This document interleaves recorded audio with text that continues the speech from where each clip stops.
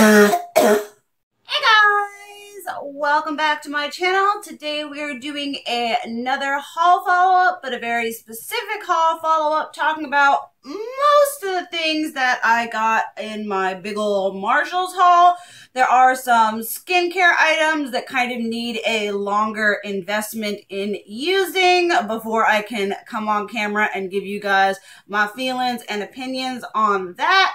But we have got a few things to talk about. Some things that turned out to be beautiful and some things that turned out to be kind of crappy. If you have not seen that haul already, I will leave it linked down below for you all. But let's just get into talking about these things so I can take them out of the review haul follow-up basket and put them back in my collection. Okay, let's start with a positive. I did get one of the Anastasia Beverly Hills blush trios. This one is in Pool Party, where you have kind of a neutrally one, a pink one with a little bit of sparkle, and then a matte peachy color.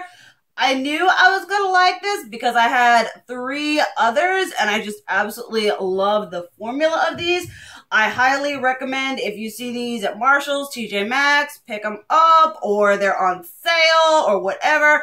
I highly recommend these. You get a lot of bang for your buck, even if you buy them full price, which I did for the first 3. But this is just a gorgeous product that I absolutely love. I will swatch it for you. We are starting off with the neutral shade, which is Blank.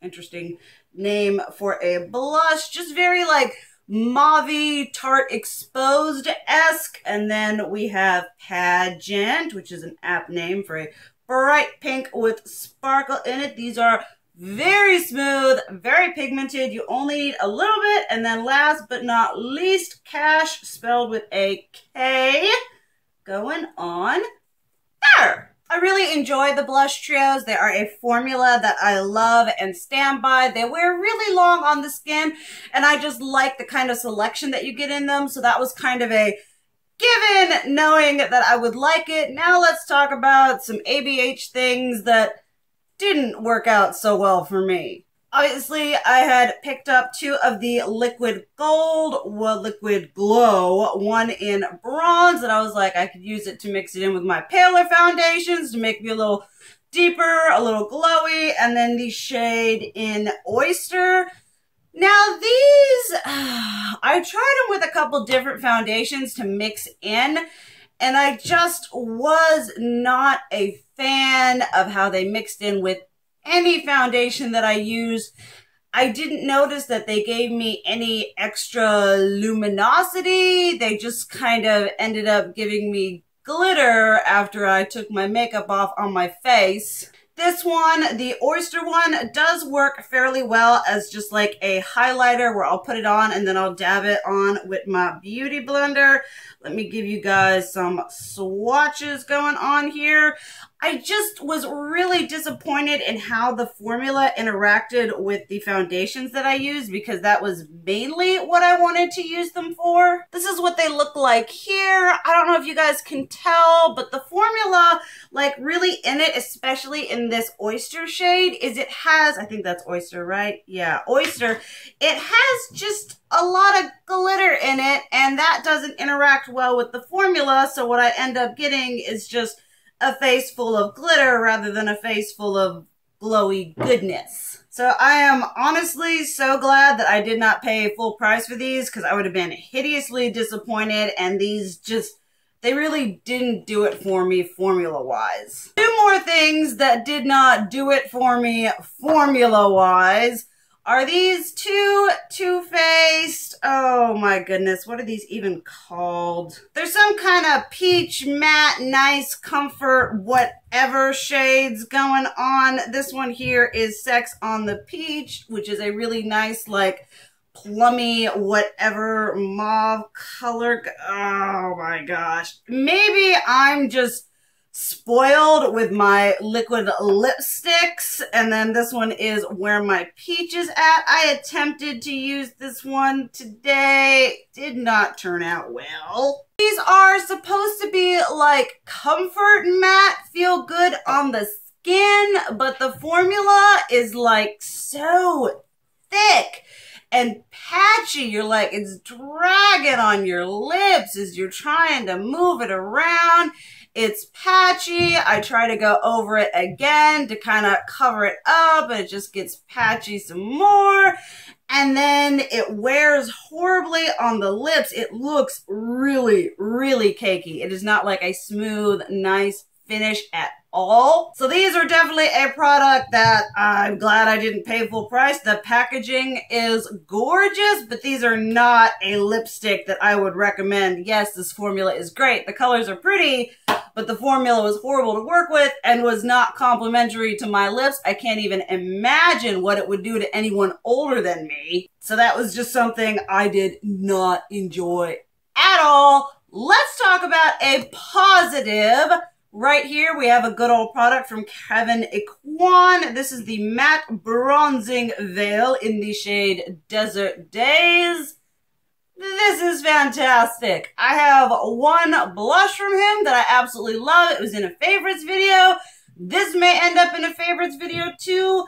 And part of it has to do with the color. I am very fair. I'm, you know, super pale ghost shade. But this, just putting it like on this little area on my face, trying not to bronze, like not trying to bronze or contour anything, but just adding a little bit of depth and warmth, and this does wonders for my complexion. So the product is good. It applies beautifully, but this shade is partly what makes it so on my particular skin tone. It is just, oh. Then a product that I got for bronzing that didn't work out so well, probably because it's not really meant for that.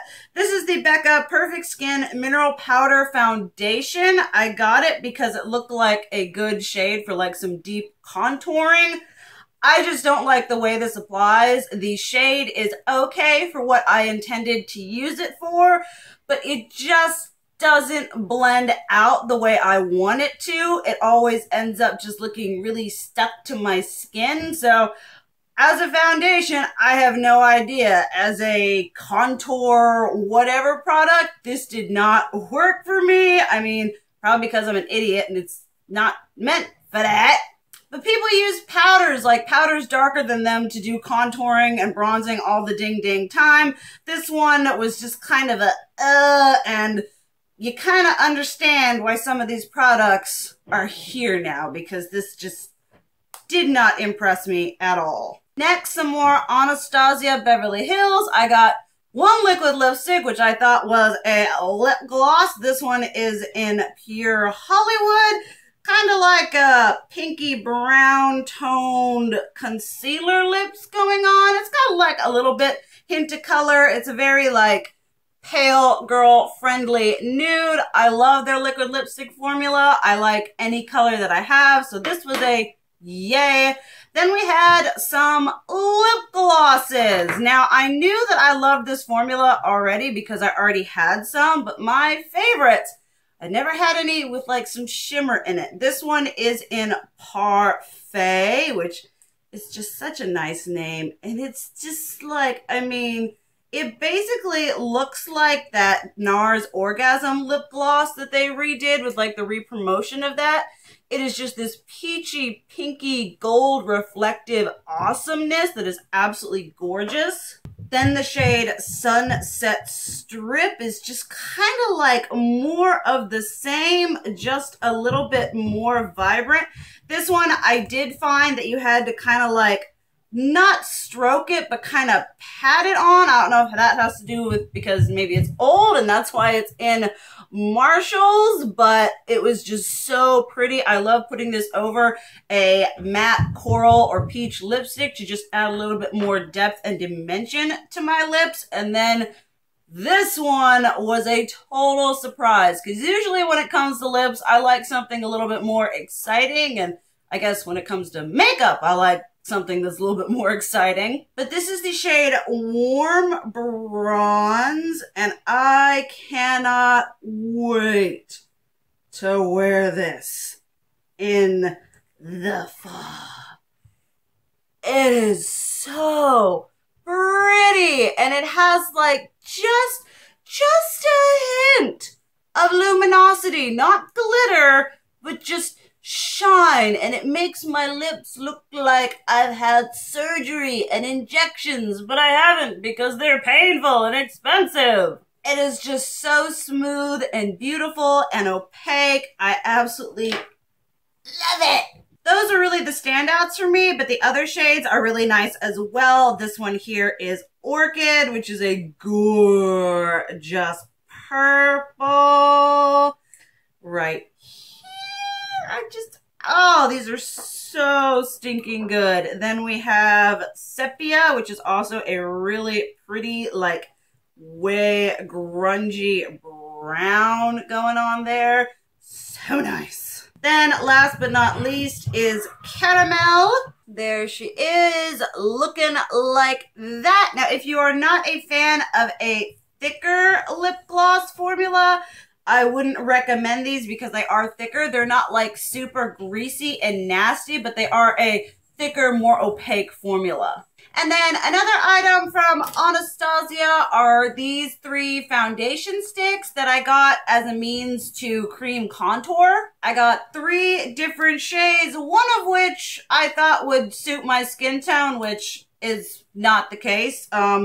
It's a lot lighter looking on the sticker than it is inside the tube. This is the shade Fawn going on right here, which would be a good like contour color more in the winter time.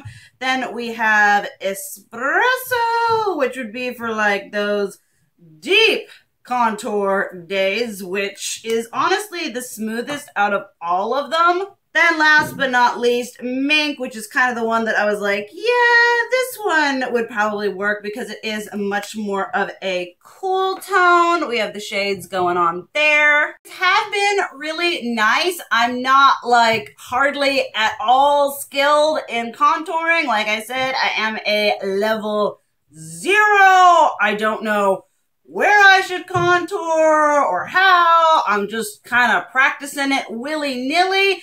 This Fawn shade is a little bit harder to work with. It's just a drier one compared to the other ones. I don't know if that has to do with age, color, or formula, but these ones have been very smooth and very nice. I especially like it for doing the sides of my nose. I just need to learn where to place my contour and how to blend it out to make it look natural while still making me look like a chiseled goddess. Then last but not least, you guys know I did get a bunch of blushes from the Balm. This one here is Hot Mama. Very like NARS Orgasm-esque. I have been enjoying the formula on most of these. This one is really nice. Now this one, yeah, it's definitely this one. This one is called Balm Beach, which is, it's kind of like a peachy neutral. I don't know if you guys can see in the pan, it is so stinking like powdery. Like I'm just gonna like tap my finger on here. I'm not even gonna swirl it around and I can get a really good swatch from it. It is just so powdery. The color is beautiful. I love it. It looks great on my cheeks, but the powderiness is just, you get just a little bit and powder everywhere. Then we have a Down Boy right here, which is just kind of your classic matte pink. This one has been really nice as well. I've always heard really good things about the Balm, but I've never, you know, gotten invested in it. This one is Balm Springs, which the formula on this is 110 times better, I would say. That's going on there, kind of peachy with like just a hint of a sheen. Then we have Cabana Boy, which is a very fierce and intense, like pinky purpley shade. I'm gonna do that one right up there for you. And then last but not least is Frat Boy, which is just a very almost like Dandelion from Benefit, I would say.